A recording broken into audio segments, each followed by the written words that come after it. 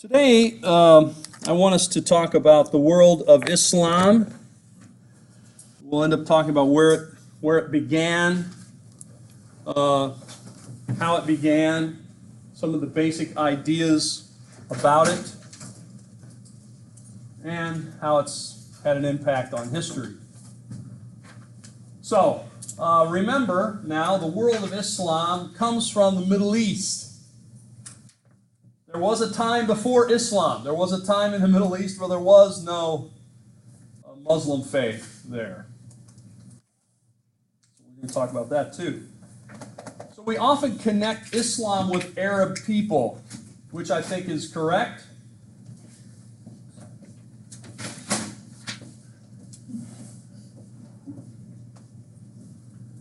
We'll see if we got any more people. Maybe I should wait until everyone gets here. Well, let's try to come on time. We do connect Islam with Arab people, and that is, of course, proper, because Islam does begin with the Arab people, but it will then go far beyond the Arab world. In fact, today, there are more people who are Muslim who are not Arabs than there are Muslims who are Arabs. Does that make sense? In other words, there's a lot of people who are Muslim in Indonesia, in Central Asia, like Pakistan, Afghanistan, Indonesia. A lot of Muslims there who are not Arab at all. People in Iran are not Arabs. So there's a whole lot of non-Arab Muslims today. But it begins as an Arab religion, I guess you might say, or a religion first followed by Arabs. Arab people, we know about them and have known about them in history for a long time. They are a Semitic people. What does that mean? Semitic people.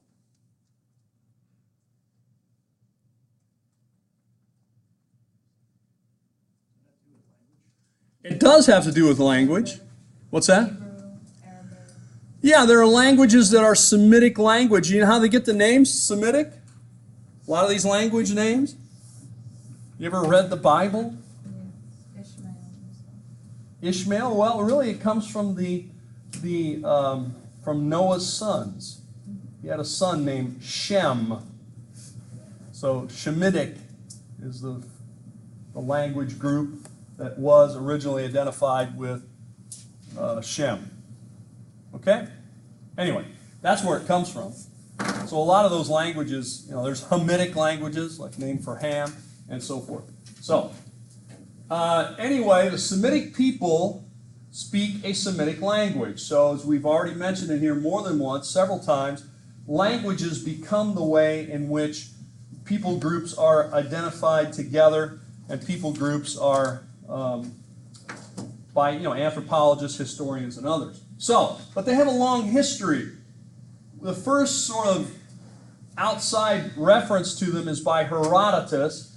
Herodotus is a 5th century BC, 5th century Greek writer who mentions Arabs in his writings.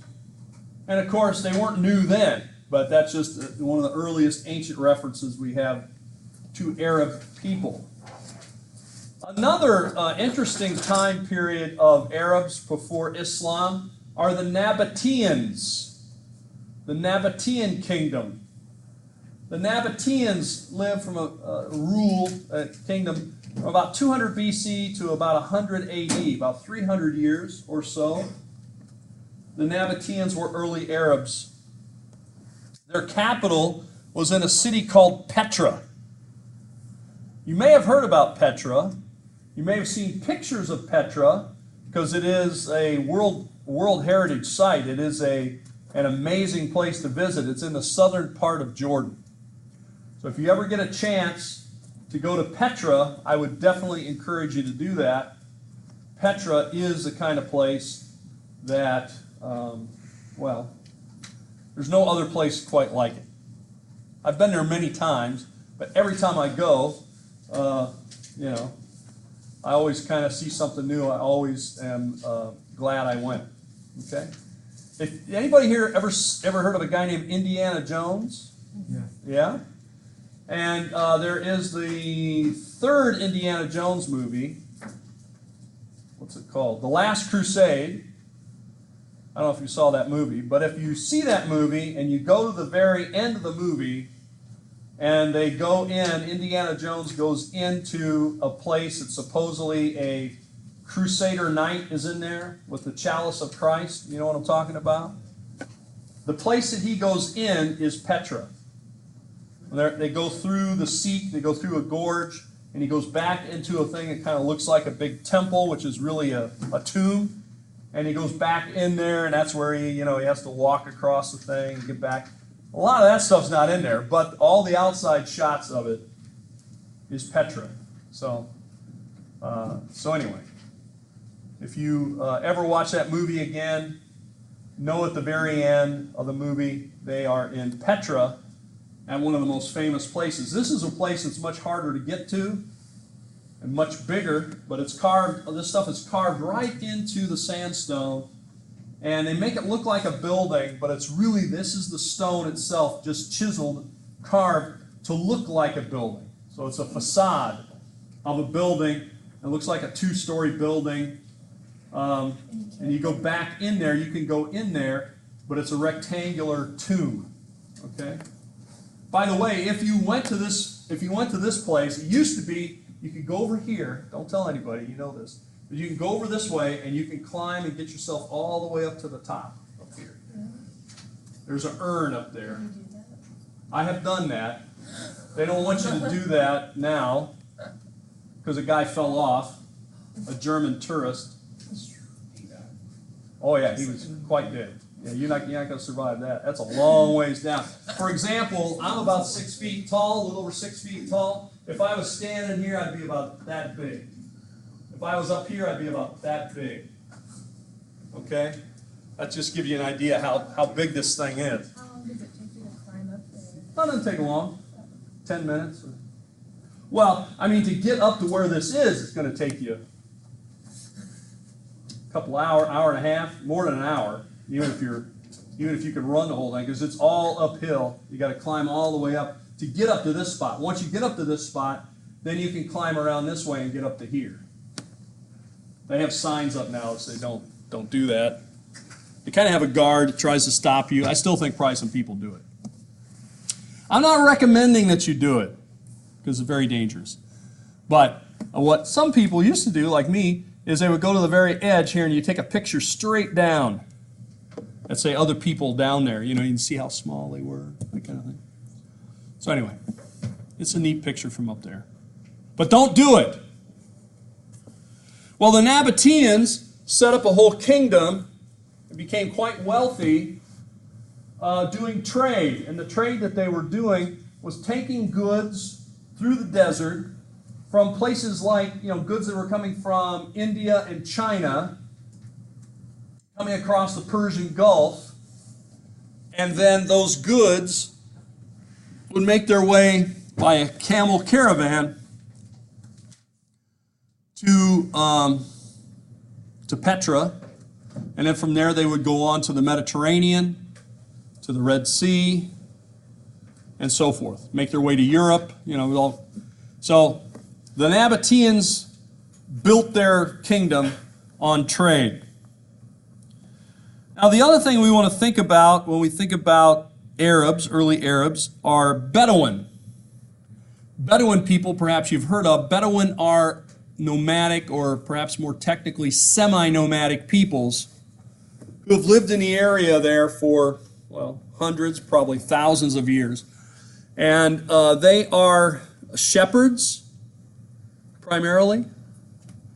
They have sheep, goats, and they move from town to town, or from place to place, I should say, where, because this is a very dry area, as you can see.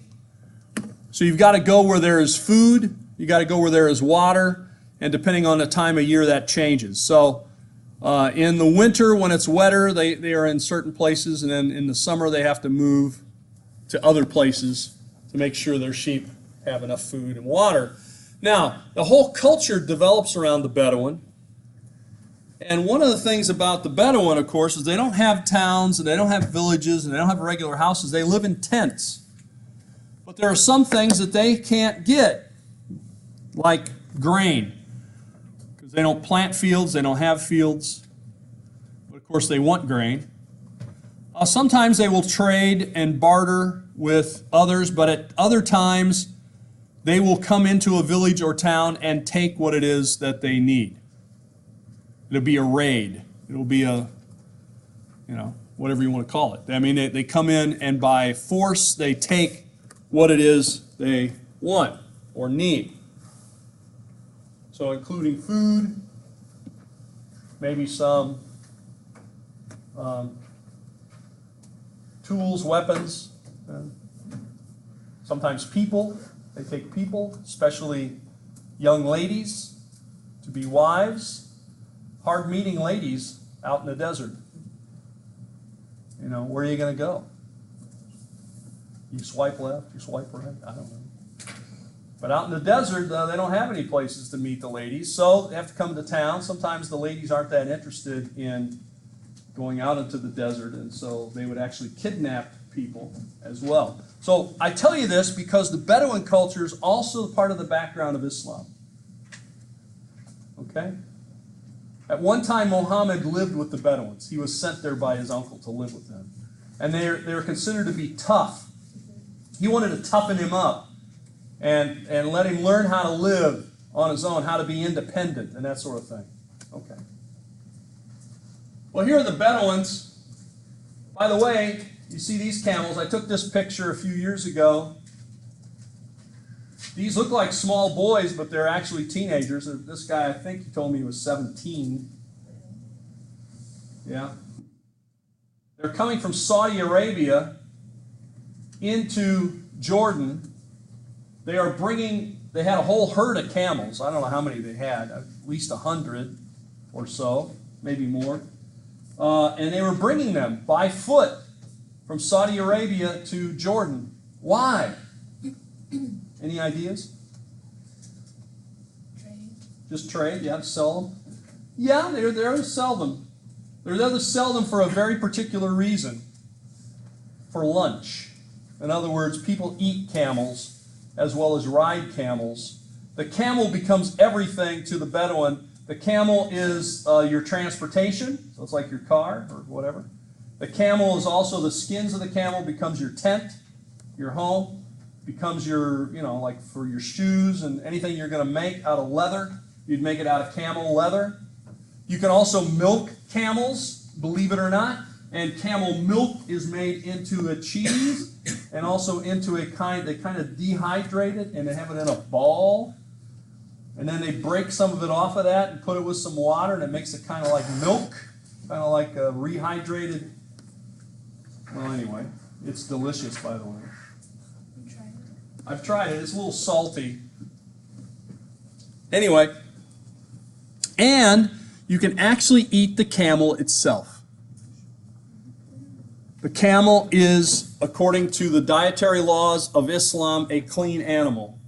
And it is the preferred meal during the time of Eids. I don't know if you've heard of Eids. Eids is a feast after the fasting period of Ramadan. And for those of Bedouin background, eating a camel is considered to be, well, kind of like, a lot of people have turkey at Thanksgiving. A lot of the people with Bedouin background have camel. But it's expensive. It's not a cheap food. It is a very expensive food. So not everybody can afford it. But they brought these camels to go to the camel market. Those camels are never going to be, they're on a one-way trip is what I'm saying, these camels. I can see it in his eyes. He's not happy. And they execute them, and then they eat them. I've eaten camel as well. One of the workers at the excavation where I was, we would see some of the same guys summer after summer, and he always asked about a family, and I asked about his family, and he told me his mother, since the last time I'd been there, his mother had died. Of course, I'd met his mother and his father, so I've been to their home. And so I told him I was very sorry to hear that, but he said, well, the feast is coming up. I said, oh, yes, because, well, my family is going to buy a camel. It's very expensive. We are going to then have it butchered, and we are then going to give different pieces of the camel to different people in the village so that when they have their Eid's feast, they'll be eating the camel that my family bought, and when they eat it, of course, it'll be in memory of my mother. You see, it's kind of a memorial, I don't know how to word it, but there you have it. I said, well, okay, that's right. And he goes, so he brought me some of the camel out to the site. Kind of like a camel meatball with some rice in it. I don't think I was eating it at its best because it was cold. Cold camel meatballs are probably not the best. But I ate it. What am I going to do? This is for his mother. So that's the camel. And then I said, you guys are going to... And I had mentioned interest in that they were actually going to dispatch the camel themselves, and so he actually brought me photographs of the process, which I won't describe to you here as to how it's done.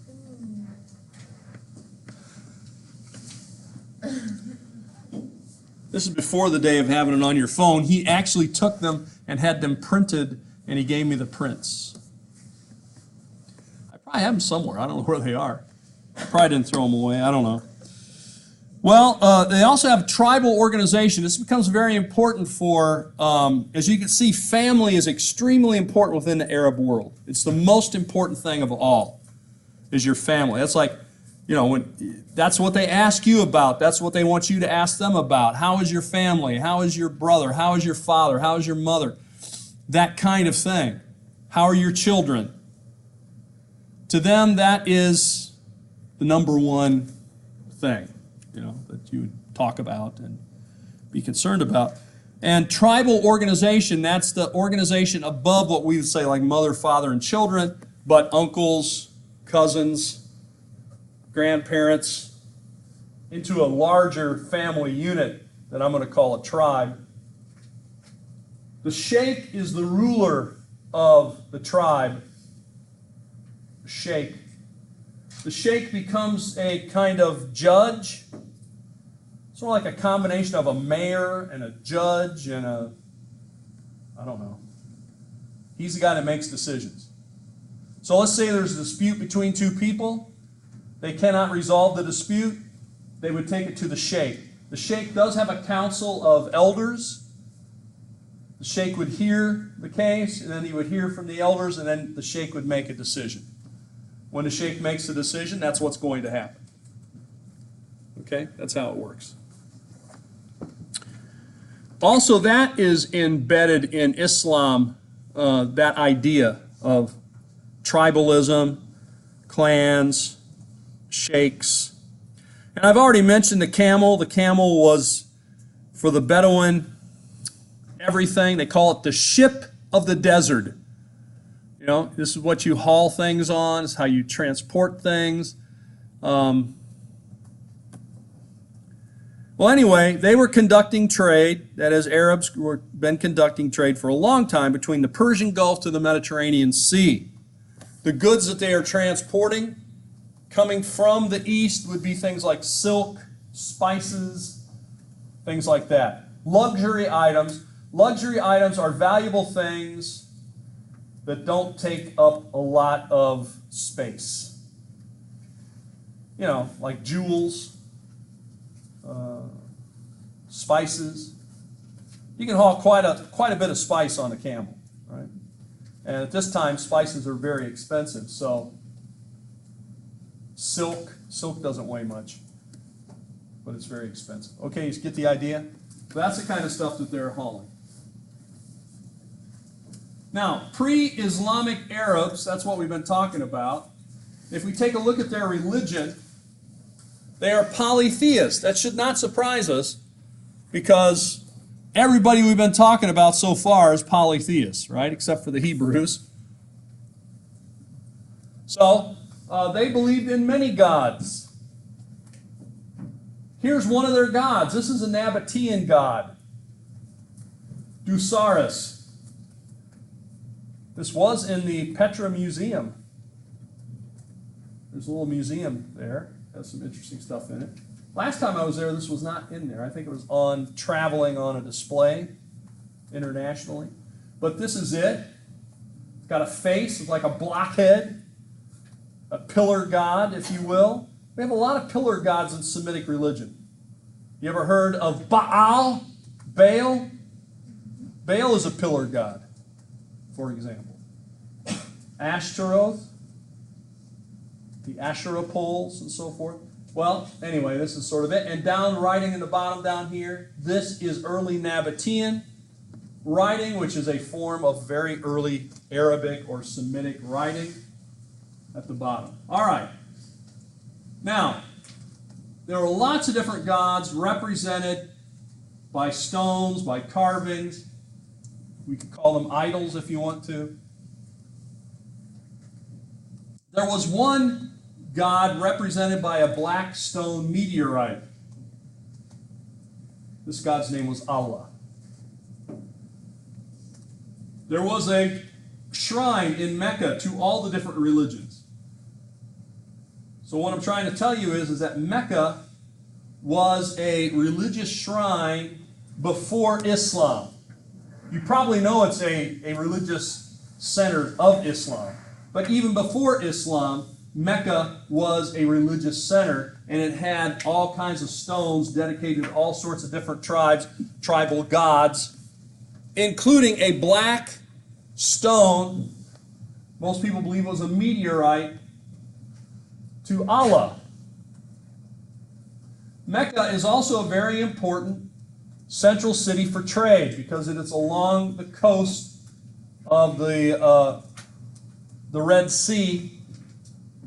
And so it was a good place for them to travel across the desert from the east, from the Persian Gulf, and they could stop there and then do some trading there, put it on boats there, or carry it north from there.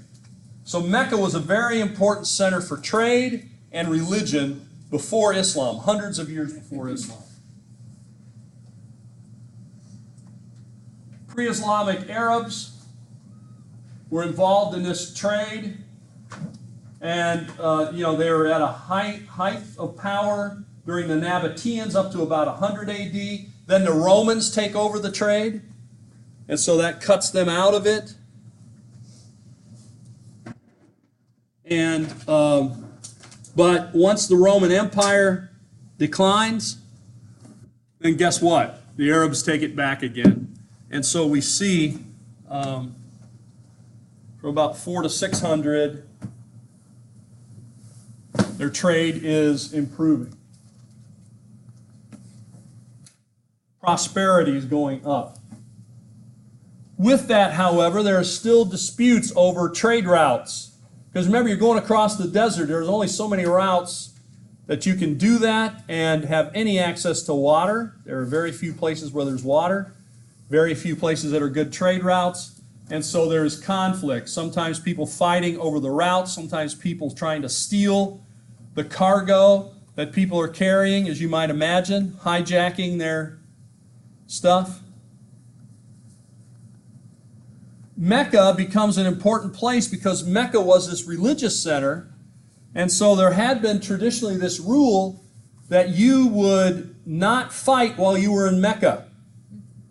In other words, you'd leave your disputes at the city walls, the city gates, and when you entered the city, you came there to worship and to trade and not to fight. So it's kind of a sanctuary city, some people might call it, right? It's a place where you would not have the fighting. All right, so trying to describe a bit about pre-Islamic Arabs and Mecca. Okay, where is it located? Down here is Mecca. You see it? There's the word red. Just off it. That's Mecca. North of it, here's Yathrib. Yathrib is now known as Medina. So Medina to the north, Mecca to the south. And here is the Arabian Peninsula, and here's the route across the Persian Gulf. You see? And over here is Iran, down over here is India, and so forth. So these goods are coming around this way. There's Yemen, Oman, and today, places like Dubai, and so that sort of stuff is right over here. Okay? So, they're bringing the goods across this. And by the way, this big area here where it says Arabian Peninsula, even the Arabs call that the empty quarter, because there's nothing there. Nobody lives there. There's almost no water, no vegetation. Okay? Very, very little there. And of course, there are some mountains here too. All right, so there you have it. Notice the borders. Notice the Sasanian Empire, which is an Iranian one. Notice that up in here, you now have the Byzantine Empire that's up this way. And then you've got the Arabian Peninsula. Basically, nobody bothered to come down here. There was nothing here. The Byzantines did not want to go down here and try to take this over. Why? There's nothing here. Even the Sasanians or the Iranians, they didn't want to come down here. Nothing but sand. But there was this trade route. That was what they had. Okay? Nobody got interested in that part of the world until the 20th century, and and we started using a lot of oil, and there's a lot of oil there. Now, a lot of people would like to be there, right? They're pumping a lot of oil out. All right, enter now Muhammad. Muhammad lives roughly from 570 to 632 AD. Okay? This is after, the Roman Empire has declined. So you get the idea of when he is. He's from a merchant family. That is, they were involved in this kind of trade. That shouldn't surprise us.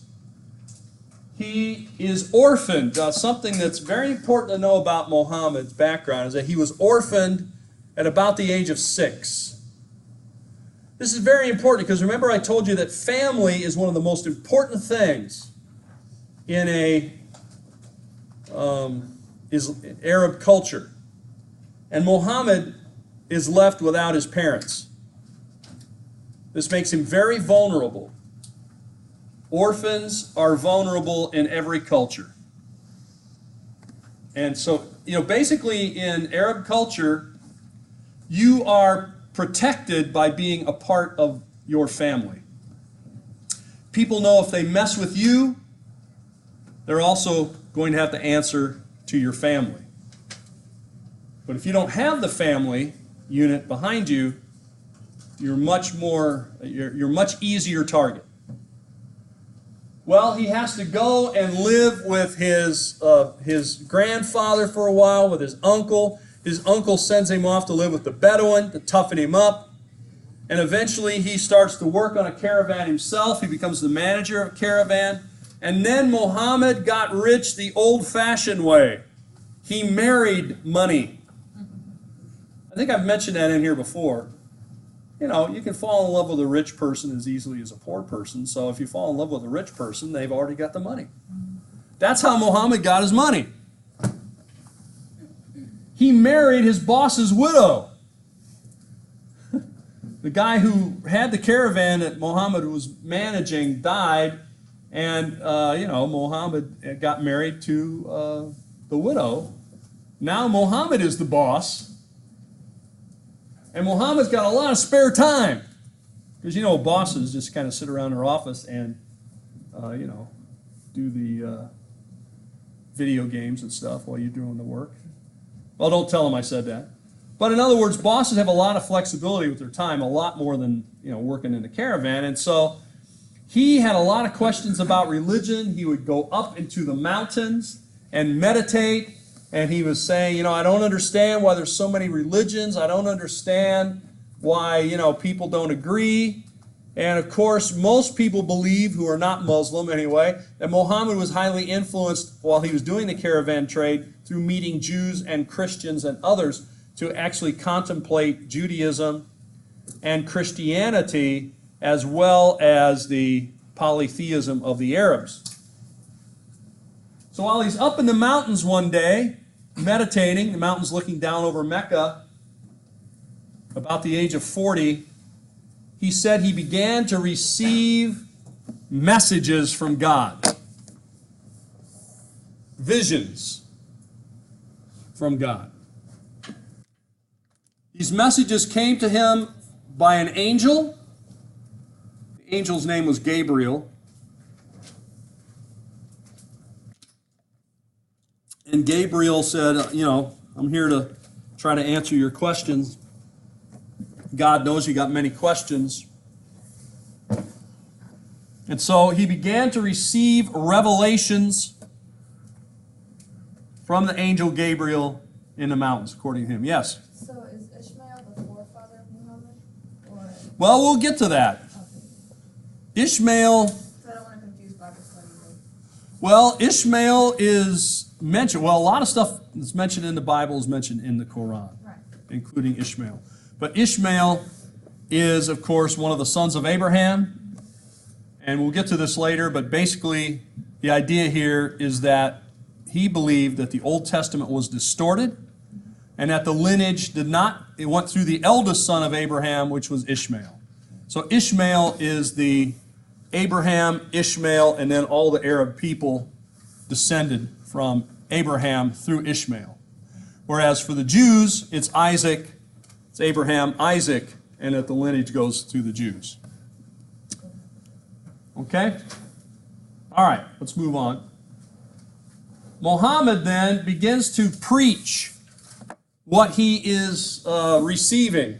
He begins to preach, and basically the message that he's receiving is that you should not worship all these different gods. Polytheism is wrong. There is only one God, and that is Allah. Allah is the creator God. Allah is the true God. So he preached against monotheism or polytheism, and he preached monotheism in Mecca. Of course, Muhammad did have contact with Christians and Jews. You will find many, if you read the Quran, you'll find many things that will sound familiar to you that are similar names of people, events, and things that you would read in the Old Testament and the New Testament. Okay? Why is that happening? Well, according to, the non-Muslim, that's happening because Muhammad had access to all that Jewish and Christian teaching and put it into his own form, into the Quran. If you ask a Muslim, they would say, no, Muhammad couldn't even read or write. He was illiterate. So he did not read the Bible, the New Testament, Old Testament. God, the reason there are similarities is because it's the same God. The God of the Christian and the God of the Jew is the God of the Muslim. The same God has the same message, therefore you have similarities. All right? So the Quran then is the book which is produced. It's not written by Muhammad. Muhammad doesn't write anything. This is a record of Muhammad's preaching, his revelation. God gave him the message, he said, in the mountains, and then Muhammad came down into the city and elsewhere and preached that message, told that message.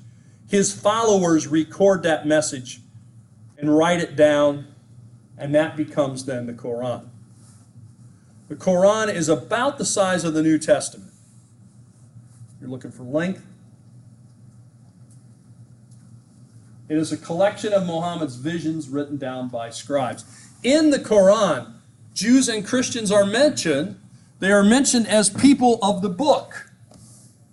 Now, on the one hand, you might say, well, that's a good thing, right? Yes, it is a good thing. Muhammad believed that God had revealed himself to the Jews and to the Christians through various prophets. Prophets like Moses and David and Solomon and Jesus. But people of the book also is a kind of responsibility. For example, somebody might say, oh, I didn't know that was wrong to do. I didn't know that was against the rules, and I did that. You might say, well, you know now, so don't do it again. Right? In other words, if you have the rules and you don't follow them, you're more guilty or you're more responsible than if you've never heard the rules. Does that make sense? And so this is the idea of how people of the book is sort of a double thing. On the one hand, yes, these are special people because God revealed his message to them. He did not reveal anything to the Hindu or the Buddhist or so forth. Those are not people of the book. But the people of the book received God's prophets, but then, according to Islam, they did not follow those prophets. So they are, in fact, guilty of that. Now, Islam, the word Islam and Muslim comes from the word submission, to submit. Semitic languages go with consonants. Take a look at this consonant here. Look at Islam. You got S-L-M. Look at Muslim. S-L-M, preceded by another M. Islam means submission, or one who is, and Muslim means one who is in the process of submitting, or one who submits. So those two words come from the same Arabic root word of submission. So, Islam is about submission. You need to submit yourself, your will, to God's will. So you got to figure out what God's will is, and then you got to do what it is. That's it in a nutshell. By the way, for someone to become a Muslim, it's pretty simple, at least in the beginning. If you say it and you truly believe it, there is no God but Allah and Muhammad is his prophet. If you say that and you truly mean it, you're a Muslim. And from then on, what you're going to have to do is discover more and more what that means, and then do more and more. But that's the initial step. That's called the Shahada. It's the confession. Well, Muhammad preaches for about 3 years around Mecca, and he has very limited success. He only has about 30 or 40 followers, mostly his family and friends that follow him. Other people reject him. They don't like this message. You want us to give up our gods. You want us to do this and that.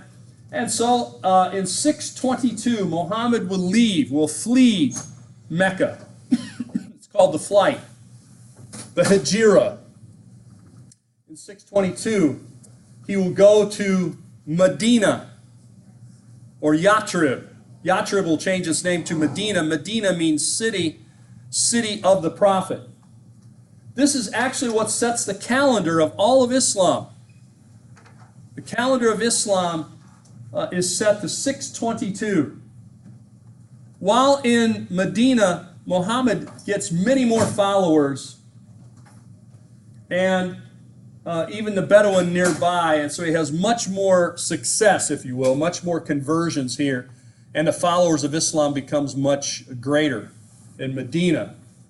And then eventually, in 630, about 8 years later, Muhammad, by force, will go south with Bedouin and others from Medina, and they will raid the city of Mecca, and they will take over the city of Mecca, and they will go into the place with the religious shrine, and they will tear down those religious shrines, throwing them all out, breaking them all, except for the black stone, which they say is the true stone that represents God, Allah. And now, in that area, that's where we have today still there, the black stone, and the central mosque of Islam, right, at Mecca. This is a picture of the giant mosque in Medina.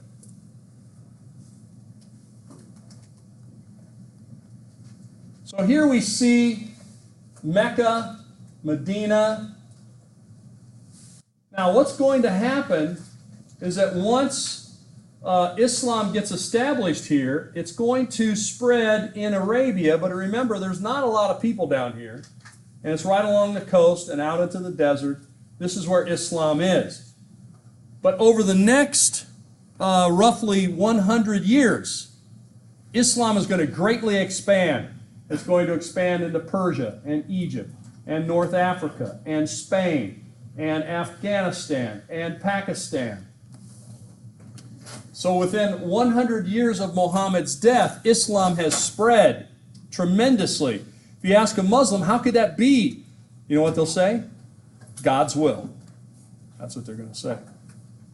But they will use force. I mean, it's a military. So, we have the idea of the separation of the government and the church, and the separation of sort of the military and the church and all that kind of stuff. That is a foreign concept to Muslims. Why would you want to separate your government from your religion?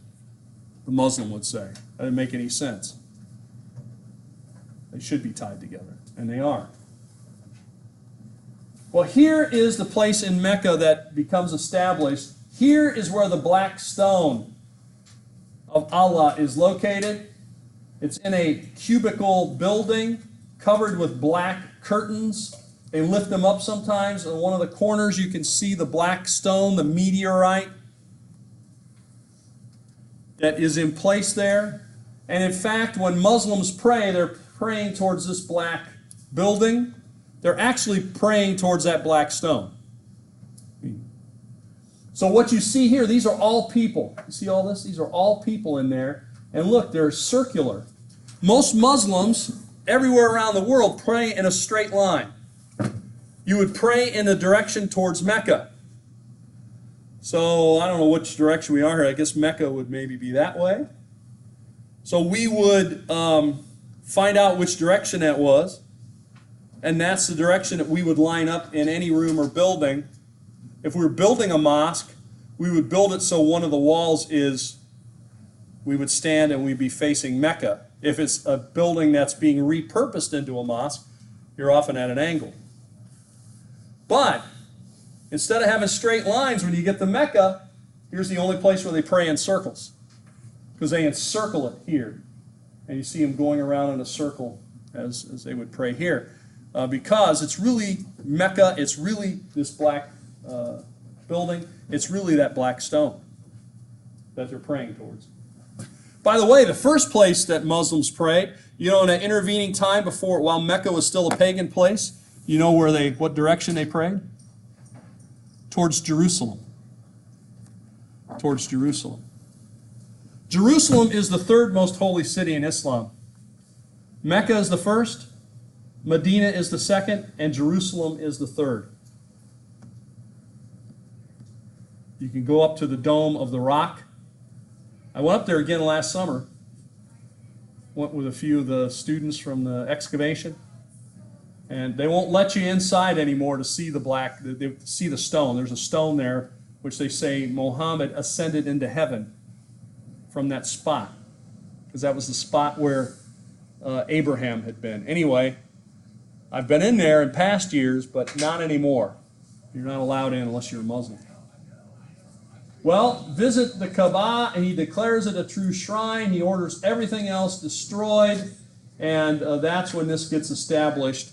And of course, there's a very elaborate system now, if you're a Muslim, that once in your life you are to visit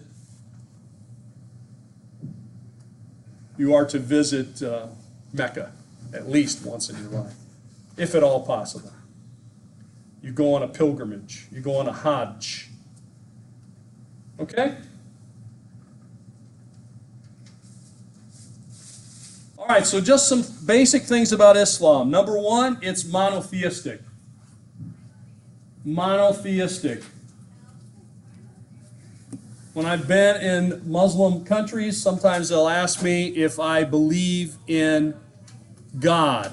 And I say yes. They say, do you believe in one God? I say yes. They say, do you believe that Jesus is God? I say yes. They said, no, you believe in two gods. God in heaven and Jesus. I don't bring up the Holy Spirit at that point. So, so you believe in three gods. All right? So that's where the discussion usually goes right away with Christians is, you say you're monotheistic, but are you really monotheistic? They say, no, you're not. You worship two gods or three gods, not one. So then you have to get into a whole discussion about the Trinity right off the bat, which is always a good place to start. All right, but there are connections there between Judaism and Christianity, no doubt about it. As we've already said, Abraham's lineage, they believe, came through his eldest son. His eldest son was Ishmael, and Ishmael's mother was Hagar. And so they say that is the proper lineage of Abraham, and they are descendants of Ishmael. All Arab people are descendants of Ishmael. Well, that's in the Bible. Arab people are descendants of Ishmael, according to the Bible. I have a friend in Jordan. He's a Muslim. He's a Palestinian. He calls the Jews his cousins. Say, they're our cousins. And lots of times cousins fight. That's what he says. Well, they recognize many Old Testament and New Testament prophets. You might be surprised. Going through, they mention Jonah. They mention David. They mention Solomon. They mention Moses. The list goes on and on. They pronounce them in a different way. Moses is not Moses, it's Musa. Solomon is not Solomon, it's Suleiman. David is not David, but Daud. John the Baptist, considered to be a prophet. He's known as Yahya. Jesus, Yeshua. Mary, the mother of Jesus, predominantly mentioned in the Quran, and about her being a virgin and a special birth of Jesus.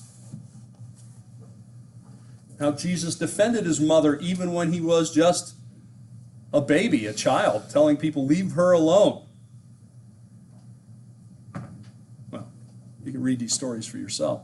But they're in there, and, things about a great fish and things about all sorts of things, a flood. There's lots of things in there you would recognize, not always told exactly as you might remember them. And Jesus is a prophet of God, a very important prophet of God. Jesus actually performed miracles according to the Quran. Muhammad does not perform any miracles. You want to know what Muhammad's miracle is? The Quran. Receiving the revelation, delivering the revelation, that was his only miracle. Of course, they say that's essential. All right, there's even talk of Jesus being the judge at the end of the world. So Jesus is very important in the Quran and in Islam. So like I said, you might be surprised. But he is not divine. They don't believe he's divine. Do they believe anything is divine? Or? God is divine. God is divine. Monotheistic. God in heaven is divine. And they believe Jesus definitely is not God in the flesh. So that is the biggest difference, right? That's the essential difference. Something I didn't know was, I thought they believed that they had 72 wives in heaven, but from the video we watched, it said that that's not a part of their belief. It was in something else. You'll find that a lot of things that are taught are not in the Quran. Yeah. There's another book called the Hadith. So there is a book that's the Quran, that's the, straight from God. Hadith is then the sayings of Muhammad. People would come, Jesus had a 3-year ministry. Muhammad lived for like 30 years. So people would come and ask him questions. And then he would answer those questions. And then people would write that down. That becomes the Hadith, or the sayings of Muhammad. So they have that, and then they also have the kind of interpretation of all these things. Okay, so yeah, they have more written stuff besides the Quran. Okay, Muhammad is the prophet. That's essential.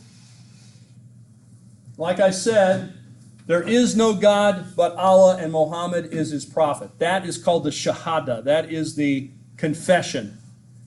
That is what they will say over and over again, and that's what they say. If you say that and really believe it, you are a Muslim now. You are in the process of submitting to God. You got a long ways to go probably, but that's the starting point. The Quran actually means recitation or reciting, because the idea here is this is not the writing of Muhammad. This is not the words of Muhammad. Muhammad got the words from the angel, from God, and then he repeated it to, he recited them to others. Okay, so it's recitation. There are 114 surahs or chapters in the Quran of various lengths. Some are quite short. There is also Sharia law that you probably have heard about. Sharia law are social laws that come from the interpretation of the Quran and the Hadith, and as to how you apply what's in the Quran and the Hadith to people's lives. And remember, there's no separation of, I was going to say church and state, mosque and state, religion and the government. But there are different schools of interpretation. Not everybody agrees. So there's at least 3 or 4 big schools of interpretation. And so you have a judge. A judge will have studied Sharia laws, also studied the Quran and the Hadith and so forth to make these judgments. Okay, let me move on. There are 5 pillars of Islam. Let me try to go through those quickly, because we've already talked about most of them. First one is monotheism. There is no God but Allah, and Muhammad is his prophet. This is the Shahada. This is the confession. Monotheism is the primary pillar of Islam. The second is prayers.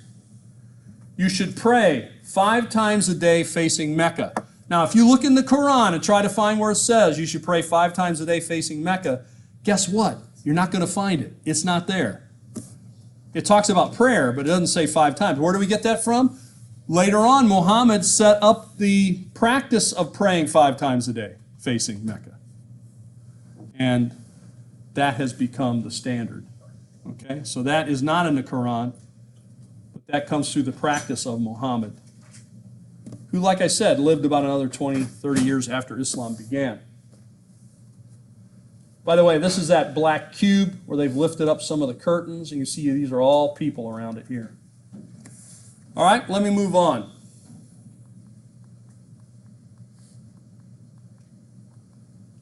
Third pillar of Islam is called zakat, or almsgiving.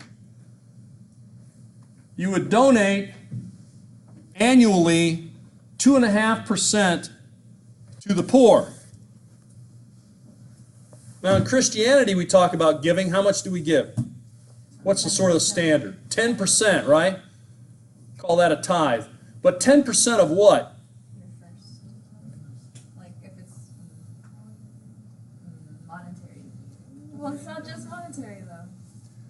Well, you know, most people would say you give 10% of your income. So if you made $30,000, you would give $3,000, right? That would be giving a tithe. For Islam, they calculate it, it's 2.5%, which doesn't seem like a lot. However, it's 2.5% of everything that you own. So if you own a business, and the business has buildings and equipment, and you have a house, and you have a car, and you have all the stuff in your house, you got to estimate how much all that is and then give 2.5%. Now again, they don't pass an offering plate. They don't have a mosque treasurer or whatever, like we do at a church. You're to give this personally to people who are poor, and often it's given to your poor relatives or things like that. This is between you and God to give this 2.5%. So it can actually come to be a lot of money, yes, if you're wealthy. Is this also, does that also happen, like, if the poor have to give 2%? Normally, the really poor don't give 2.5%. You know, if you're starving, no. This is meant to give to the poor. So, I mean, it'd be up to you. Even a poor person might share their meal with somebody or something like that, okay? So this is, even a poor person might see somebody who is poorer than them and say, you know what? I've got 2 pieces of bread, I'm going to give you 1, okay? And, of course, then Ramadan. Ramadan is the 9th lunar month. So all the names of their months are different, as well as the way they calculate their year is different.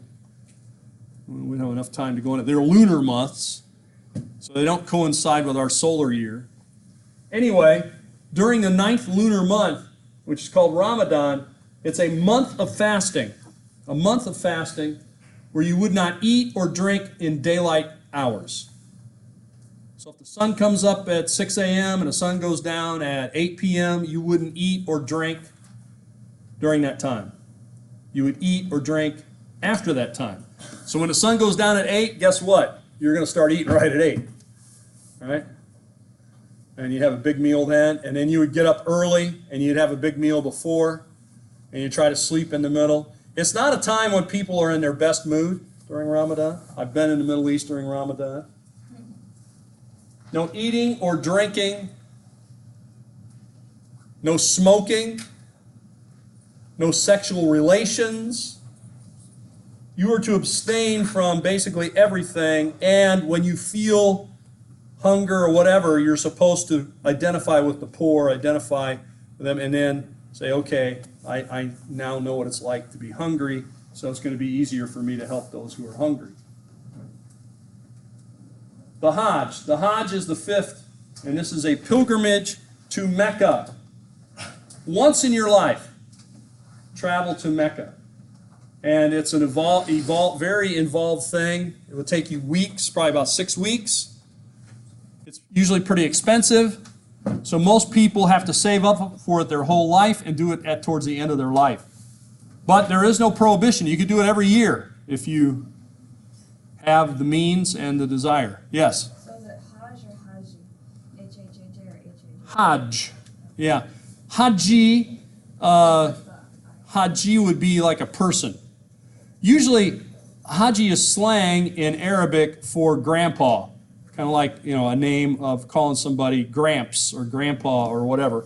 An older guy who's wearing white means that he has gone to Mecca.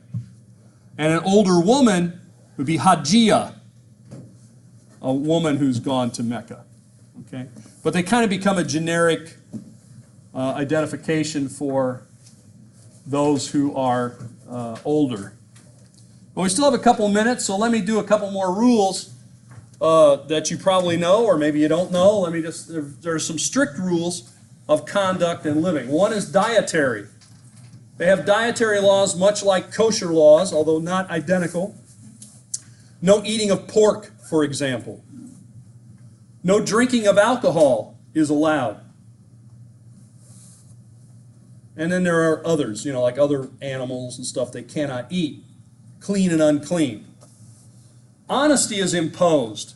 Many of these places say, we just put like a cloth over our display of gold necklaces. Nobody's going to take them because everybody's very honest. Well, they also have very harsh punishments if you steal things.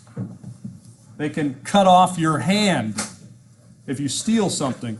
There are strict moral codes between the contact between men and women. There's no dating. That kind of thing. This is where really the pressure between East and West has come, because in the Islamic world they are exposed to the Western world movies and music and internet, and they don't like that influence on their young people, because officially there's not supposed to be any dating, no contact, only very, marriages are arranged. However, polygamy is allowed. You have up to 4 wives.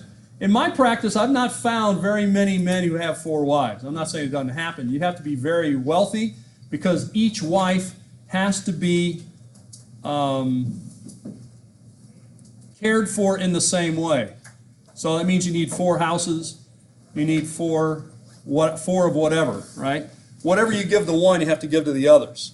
So Plus, there's a lot of squabbling, conflict, as you might imagine, between the wives.